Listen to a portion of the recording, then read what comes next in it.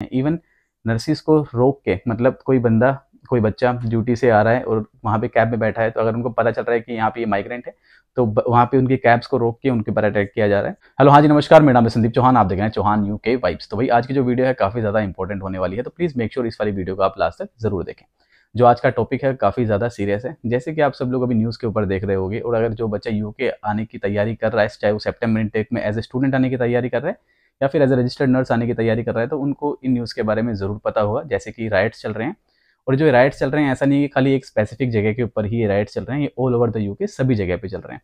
तो फिलहाल जो डर का माहौल बना हुआ है वो सही है, इसमें कोई गलत चीज़ नहीं है। अगर मैं ये बोलूँ कि यूके फिलहाल के लिए सेफ नहीं है, तो हाँ, ये चीज़ एकदम सही है। जो भी इंटरनेशनल नर्सिस हैं, चाहे वो इमिग्रेंट, माइग्रेंट, चाहे स्टूडेंट है, कोई भी वीज़ा के ऊपर कोई आया है, तो उनके लिए वो सेफ नहीं है, और यही इसकी रियलिटी है। अब मैं इसको बात को कितना ही घुमा फिरा के बोलने की कोशिश करूं, बट उसकी जो रियलिटी है वो यही है कि ये बिल्कुल भी अभी फिलहाल सेफ कंट्री नहीं है यूके, है ना। तो इसके अंदर हम लोग सबसे पहले बात करेंगे बैकग्राउंड के बारे में, कि ये चीज़ें कैसे ट्रिगर हुई और किन चीज़ों के कारण ये सारी चीज़ें यहाँ पे हो रही हैं। क्योंकि आप सभी को पता होगा कि यूके काफ़ी शांत कंट्री है, बट अब ये अचानक से ऐसा क्या हुआ है कि 13 साल के अंदर मेरे हिसाब से सबसे बड़ा राइट अभी फिलहाल हुआ है। अचानक से ऐसा क्या हुआ कि ये सब चीज़ें ऐसी हुई हैं, है ना। बाकी मैं ये भी बताऊंगा कि एनएचएस की तरफ से, आरसीएन की तरफ से क्या क्या मेजर्स लिए गए हैं, जिसके लिए आप जो नर्सिस हैं उनको यहाँ पे सपोर्ट मिलेगा। तो सबसे पहले हम लोग बात करते हैं बैकग्राउंड के बारे में। तो बैकग्राउंड जानना काफ़ी ज़्यादा ज़रूरी है। तो ये जो चीज़ें हैं, मैं बैकग्राउंड की बात करने से पहले मैं आपको ये बता दूं कि आज ये कोई ऐसी पहली एक्टिविटी नहीं थी जो अभी फिलहाल साउथ पोर्ट में हुई।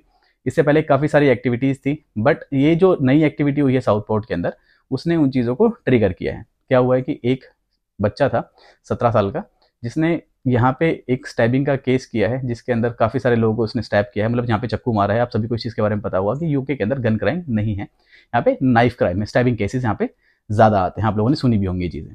तो उस बच्चे ने साउथ पोर्ट के अंदर काफ़ी सारे लोगों के ऊपर स्टैब किया है, यहाँ पे चक्कू मारा है उनको, जिसमें से कि जो 3 बच्चे हैं उनकी वहाँ पे डेथ हो गई। तो उन बच्चों की डेथ ने इन सब चीज़ों को ट्रिगर किया है। मेन चीज़ ये आई कि वो जिस बच्चे ने ये क्राइम कंडक्ट किया था, जिस बच्चे ने ये क्राइम किया था, उस बच्चे की आइडेंटिटी रिवील नहीं करी गई, क्योंकि वो 17 साल का था। अगर 18 साल का होता तो उसके बाद अगर उसकी जो आइडेंटिटी है वो वहाँ पे रिवील करते।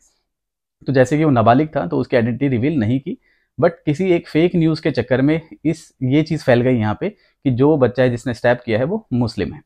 अब यहाँ पे मेनली 2 कम्युनिटीज़ को एक तरीके से, मतलब 2 चीज़ों को लेके यहाँ पे जो प्रोटेस्ट है वो चल रहा है। सबसे पहले जो इलीगल इमिग्रेंट्स हैं उनके ऊपर, और दूसरा जो यहाँ पे मुस्लिम्स हैं उनके ऊपर। तो काफ़ी सारी मॉस्क जला दी गई हैं, काफ़ी सारे मुस्लिम्स के ऊपर यहाँ पे अटैक भी हुए हैं, तो काफ़ी सारी चीज़ें यहाँ पे चल रही हैं। बट मेन चीज़ ये आई है कि जैसे कि वो जो बच्चा था जो 17 साल का था, वो कुछ दिनों में ही यहाँ पे 18 साल का होने वाला था। तो इन लोगों ने जब ये सारी चीज़ें देखी तो ये बोला कि जो वो बच्चा है उसकी आइडेंटिटी रिवील करो, ताकि पता चले कि वो किस रिलीजन से था और कौन था, है ना। तो उसके बारे में ये पता चला है कि पहली बात तो वो जो बच्चा था उसके जो पेरेंट्स थे वो यहाँ पे इमिग्रेंट थे, मतलब उनके पेरेंट्स या उनके पेरेंट्स यहाँ पे इमिग्रेंट थे, बट जो बच्चा था वो ब्रिटिशर था। ब्रिटिशर मतलब ये नहीं कि यहाँ का वाइट ब्रिटिशर था, वो बच्चा ब्लैक था, बट उसके पास यहाँ की नागरिकता थी, है ना। वो काफ़ी दिनों से यहाँ पे रह रहे थे, उसके पेरेंट्स यहाँ पे रह रहे थे, और बच्चा यहाँ का बोर्न एंड बॉट अप था। 2 चीज़ें यहाँ पे क्लियर हो गई थी कि एक तो पहली बात कि वो मुस्लिम नहीं है, और जो दूसरी चीज़ है कि वो यहीं का बच्चा था, मतलब यहाँ का बोर्न एंड बॉट अप था। तो ये जो चीज़ें हुई हैं उससे पहले ही ये सारे के सारे प्रोटेस्ट स्टार्ट हो गए, सारी जितनी भी राइट्स वगैरह चल रही हैं सारी चीज़ें यहाँ पे स्टार्ट हो गई हैं। तो जैसे ही वो आइडेंटिटी यहाँ पे इन लोगों ने रिवील करी है, बट स्टिल लोग अभी भी वही चीज़ें कंटिन्यू कर रहे हैं कि जो भी माइग्रेंट्स यहाँ पे आते हैं, जो भी इमिग्रेंट्स यहाँ पे आते हैं, उसकी वजह से सारी चीज़ें चल रही हैं। मेनली ये इलीगल इमिग्रेंट्स की वजह से हुआ है।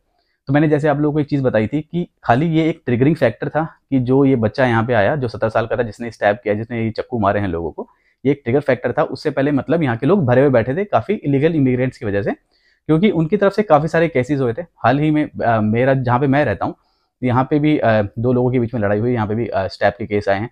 आप लोग लंदन में लगभग न्यूज़ सुनते रहते होंगे कि यहाँ पे भी किसी ने किसी को चक्कू मार दिया है। काफ़ी सारे पुलिस वालों को भी चक्कू लगे हैं यहाँ पे। काफ़ी सारे बाकी इलीगल जो एक्टिविटीज़ हैं वो भी चीज़ें होती रहती हैं। और जहाँ तक मेनली जो नाम आता है वो आता है माइग्रेंट्स का नाम आता है, इलीगल इमिग्रेंट्स का नाम आता है वहाँ पे, कि उनकी वजह से सारी चीज़ें हुई हैं, है ना। तो इसके 2 एस्पेक्ट भी हैं अगर हम लोग देखना चाहें, कि एक वो एस्पेक्ट जो हमारे जो माइग्रेंट्स यहाँ पे आते हैं, जैसे कि हम लोग जो एनएचएस स्टाफ आते हैं, जो हमारे स्टूडेंट्स आते हैं, वो यहाँ के लोगों की मदद करते हैं, जैसे कि मैकडी में काम करते हैं, बाकी सुपर मार्केट्स उसमें काम करते हैं, और यहाँ की जो इकोनॉमी है उसको बढ़ाने की कोशिश करते हैं, उसमें हेल्प करते हैं, और जो यहाँ पे जितने भी लोग हैं उनकी मदद करते हैं एक तरीके से। दूसरी चीज़ आती है जो हम लोग यहाँ पे मेडिकल प्रोफेशनल्स आते हैं। अगर मैं बात करूँ अपनी अफ्रीकन नर्सिस की, अफ्रीकन डॉक्टर्स की, अगर मैं इंडियन डॉक्टर्स या इंडियन नर्सिस की बात करूँ, मतलब एशियन की, अफ्रीकन की, तो ये एक अच्छी कम्युनिटी बनाते हैं जिसके चलते जो यहाँ के लोग हैं उनकी हेल्प होती है। क्योंकि जब कोई भी ब्रिटिशर हमारे पास आता है तो हम उसको ट्रीट करते हैं विदाउट जजिंग देयर रेस, है ना। वैसे ही ये एक फैक्टर है कि हम एक अच्छी चीज़ें प्रोवाइड करते हैं, बट इसका मतलब ये नहीं है कि हम ये चीज़ें प्रोवाइड करते हैं तो उसको कि हमें कुछ क्राइम करने का अधिकार मिल जाता है कि हम लोग कुछ चाहें वो चीज़ें यहाँ पे कर सकते हैं। जो यहाँ के लोग हैं वो टेक अवेज खाना पसंद करते हैं, और जो टेक अवेज हैं वो मेनली चाइनीज़ है, इंडियंस है, अफ्रीकन्स हैं। तो ये एक अच्छा पार्ट है, बट दूसरा पार्ट खराब भी है कि क्या हमें ये अधिकार मिल जाता है कि अगर हम लोग किसी कंट्री को ये फैसिलिटीज़ प्रोवाइड कर रहे हैं, चाहे वो हेल्थ केयर को लेके हो, चाहे फूड को लेके हो, चाहे वर्क फोर्स को लेके हो, तो क्या हमें वो अधिकार मिल जाता है कि हमारे में से कोई निकल के क्राइम करे? मैं मानता हूँ इस चीज़ के बारे में कि हर कोई जो नॉर्मल आदमी है वो ये क्राइम नहीं करता है। जो क्राइम करने वाले हैं वो यहाँ पे सिक पीपल है, सीधी सी बात है ना। जो दिमाग से थोड़े हिले हुए हैं वो ही ये क्राइम करते हैं। बट जब वो क्राइम करते हैं तो क्या वो उनका नाम आता है क्राइम में? क्या वो ये बोलते हैं कि इस बंदे ने क्राइम किया? नहीं, वो आता है कि किस रेस के बंदे ने क्राइम किया है, किस कंट्री के बंदे ने क्राइम किया है, और किस रिलीजन के बंदे ने क्राइम किया है। तो जब वो चीज़ें देखी जाती हैं तो पर्टिकुलरली वो इमिग्रेंट्स होते हैं या फिर माइग्रेंट्स हुए होते हैं। मैं ऐसा नहीं कहूँगा कि यहाँ के लोग क्राइम नहीं करते, यहाँ के लोग भी क्राइम करते हैं, बट जब कोई बाहर का आदमी क्राइम करता है तो ऐसा लगता है कि हमने इनको रहने के लिए घर दिया है, पैसा दिया है कमाने के लिए, इनकी इकोनॉमी हमने सुधारी है, खाने के लिए इनको दाना दिया है, और स्टिल ये लोग हमारी कंट्रीज़ में आके क्राइम कर रहे हैं। तो ये चीज़ें इन चीज़ों का फ़र्क पड़ता है। देखो, जो हमारा देश है इंडिया, वो काफ़ी ज़्यादा टॉलरेंट है इन चीज़ों को लेके, कि ऐसा हमारे देश में भी काफ़ी सारे दंगे होते हैं, सारी चीज़ें होती हैं, बट इतना इतना ज़्यादा भड़काऊ इतनी सारी चीज़ें यहाँ पे नहीं होती जितनी यहाँ पे फ़िलहाल चल रही हैं। तो इन लोगों ने किसी को भी नहीं देखा है। मैं खाली ये कहूँ कि खाली ब्लैक्स के साथ या फिर एशियंस के साथ ऐसा हो रहा है, ऐसा नहीं है। यहाँ पे जो आयरिश लोग हैं, जो व्हाइट लोग हैं, उनके साथ भी ऐसा हो रहा है। जो भी लोग माइग्रेट करके यूके में आए हैं, उन सभी के साथ ही सारी चीज़ें हो रही हैं। तो मेरा ये मानना है कि जो भी लोग अभी फ़िलहाल यूके के अंदर हैं, वो अपने आप को सेफ़ रखें और ज़्यादा बाहर निकलने की कोशिश ना करें। मैंने इंस्टाग्राम पे भी एक वीडियो डाली थी कि स्पेशली जो फीमेल्स हैं, वो अपने साथ एक मेल सपोर्ट रखें, चाहे उनकी फैमिली से कोई हो, उनका फ्रेंड हो, उनका हस्बैंड हो या उनका कोई कलीग हो। प्लीज़ मेक श्योर एक मेल सपोर्ट रखें। 8 बजे के बाद यहाँ पे बाहर ना निकलें, क्योंकि जो प्रोटेस्ट हैं लगभग 8 बजे के बाद शाम को हो रहे हैं यहाँ पे।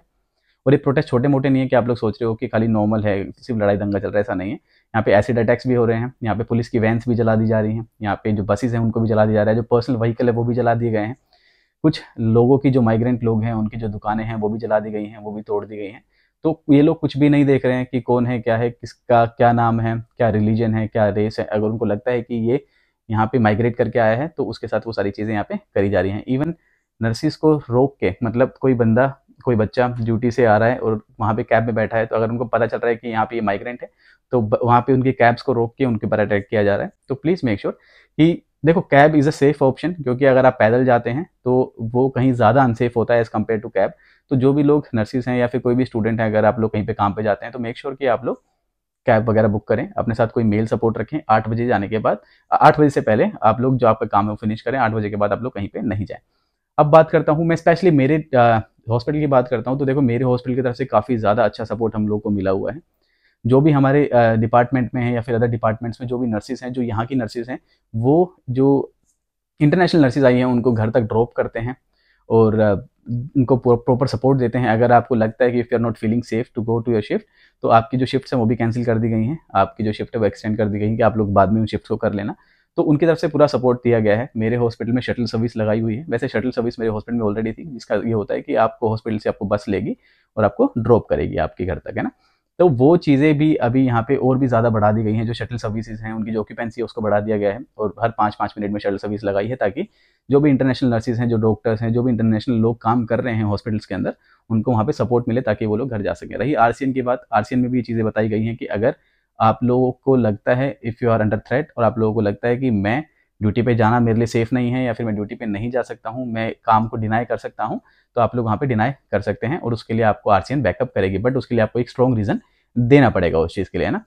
तो मैं सभी के लोगों को यही कहूँगा कि प्लीज़ मेक श्योर कि आप लोग सेफ़ रहें, आप लोग जहाँ पे भी हैं सेफ़ रहें और एक दूसरे से कनेक्टेड रहें, अपने घर वालों को फ़ोन करते रहें, क्योंकि काफ़ी सारे लोग हैं जो घर वाले हैं वो स्ट्रेस में आ रहे हैं, क्योंकि न्यूज़ यहाँ पे नहीं है, ऑल ओवर द वर्ल्ड फैल गई है। और मुझे ऐसा लगता नहीं था, क्योंकि जब मैं यूके आया हूँ तो मेरे को लगभग यहाँ पे आके 3 साढ़े 3 साल हो गए हैं। मुझे ऐसा लगता था कि कितनी शांत कंट्री है, कितनी सही कंट्री है, यहाँ पे ऐसी चीज़ें नहीं होती हैं। अब इसको चाहे आप सिचुएशन कह लो या कुछ भी कह लो, हर कंट्री के अंदर ये चल रहा है। इसका मतलब तो क्या है कि कोई भी कंट्री सेफ नहीं है। अगर मैं इंडिया की बात करूँ तो इंडिया में भी ऐसा हो रहा है, यहाँ की बात करूँ तो यहाँ पे भी हो रहा है। बाकी आप लोग न्यूज़ देख रहे हैं, ऑल ओवर द वर्ल्ड ये जो वायलेंस है ये फैल रही है।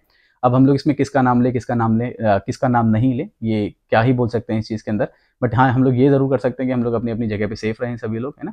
और अगर आप लोगों को लगता है कि आप लोग सेफ़ नहीं है, तो प्लीज़ मेक श्योर अपने जो डिपार्टमेंट है उसमें फ़ोन करके बताएँ आप लोग। और जो आपके इंचार्ज हैं और जो आरसीएन हैं या फिर आपका जो हॉस्पिटल है, आपको डेफ़िनेटली इन चीज़ों को लेके ज़रूर आप लोगों को सपोर्ट करेगा। बट फ़िलहाल अगर कोई मेरे से ये पूछे कि यूके सेफ़ है या नहीं है, तो मेरे हिसाब से फ़िलहाल के लिए यूके सेफ़ नहीं है। तो यही एक कंक्लूजन है और ये रियलिटी है, और इस चीज़ को आप लोगों को एक्सेप्ट करना पड़ेगा कि फ़िलहाल के लिए यूके बिल्कुल भी सेफ़ नहीं है इमिग्रेंट्स के लिए। तो चलिए मिलते हैं अपने नेक्स्ट वाली वीडियो के अंदर। Thank you so much guys, आपने हमें इतना टाइम दिया। धन्यवाद।